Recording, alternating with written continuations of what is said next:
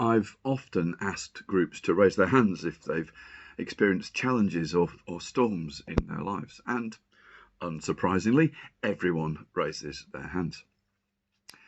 If I ask how many people think there'll be challenges or storms in their lives in the future, again, everyone raises their hands. The storms in life come in many shapes and sizes, things like impossible relationships or ill health, financial hardship, a frantic busyness at work or in family life, feeling overwhelmed, sometimes just by the suffering in the world, or even sometimes feeling numb to that suffering. We've all experienced storms in life, and we will continue to experience more in the future. There is no escaping that. Perhaps the important question to ask is, what guides or anchors you in the storms of life? What provides a stable point of reference? There can be more than one thing.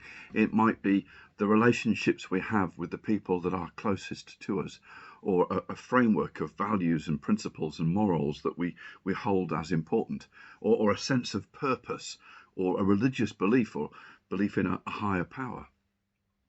All of the above have one thing in common. They are something beyond ourselves, something that can act as a stable reference point in the storms of life. That's why it can shake us up so much if one of these stable reference points is lost to us. For example, if through death or a breakup we lose a relationship which has been core in our lives, or if we find ourselves breaking one of our own core values, or having to work in a company that feels at odds with our principles, or with people that we feel are at odds with our principles. Or if our purpose has been, for example, raising our children, it's how we feel when they leave home. Or if we have a crisis in faith and are no longer sure what we believe. We all need stable reference points in our lives, but from time to time, just about all of them can be shaken, especially if we don't look after them. For example, if we don't continue to invest in or nurture our close relationships, or if we don't care for our souls, then when we get caught in the storms of life, we can find that we lose our bearings. That's why Jesus said, "What will it profit them if they gain the whole world but lose their soul?" Jesus was saying that no matter what you achieve, if your life is not integrated, if your will and your mind and your body and your relationships are not integrated with your soul, then it will always be hollow and unsatisfying. To lose our souls is to lose a central, guiding, organizing focus in our lives. If we lose sight of our souls, then we are at the mercy of the storms of life.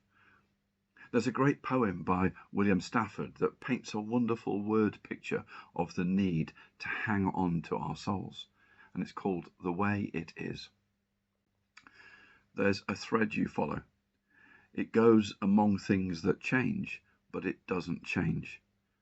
People wonder about what you are pursuing. You have to explain about the thread, but it's hard for others to see. While you hold it, you can't get lost. Tragedies happen, people get hurt or die, and you suffer and get old. Nothing you can do can stop time's unfolding. You don't ever let go of the thread. If we are focused on the self, the will, the mind, and the body, then we have no stable reference point beyond ourselves.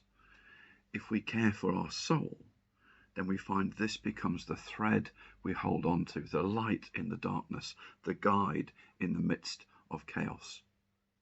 John Ortberg says, when we catch sight of the soul, we can survive the storms of life without losing our hope or our way. You don't have to believe in the Bible to see the importance of the soul. Just look around at the hurt and chaos in the world and inside ourselves at our own wrestling. None of us are perfect, and every one of us fights this battle.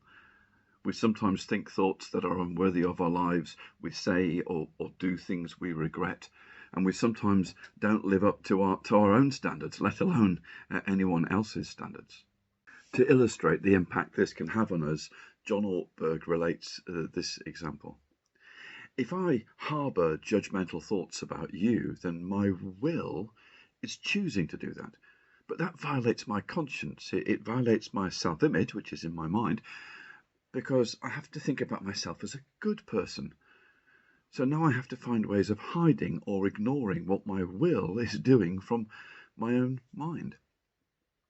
The result is a disintegration between my will and my thoughts. Then if I'm with you, I can't let you know that I don't like you, because then you might not like me. So then I have to find ways to disguise how my face looks towards you. So then I have disintegration between my will and my mind and my body and my relationships. This can get into the habits of our bodies so much that we don't even realize it. After a while, we constantly wear masks and manage our attitudes around people. We're always being careful about what we say, controlling our tone of voice, and managing the way that we hold and carry ourselves around others. We don't reveal ourselves.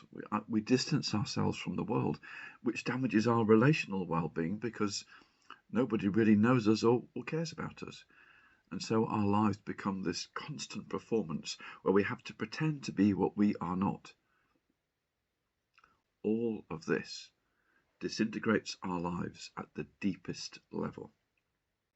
And if we are disintegrated, if we lose sight of our soul, then that makes us vulnerable to the storms of life. If the soul is so central to our spiritual well-being, how do we care for it? How do we keep sight of it in the storms of life? Well, we'll look at that tomorrow. I hope you can join us.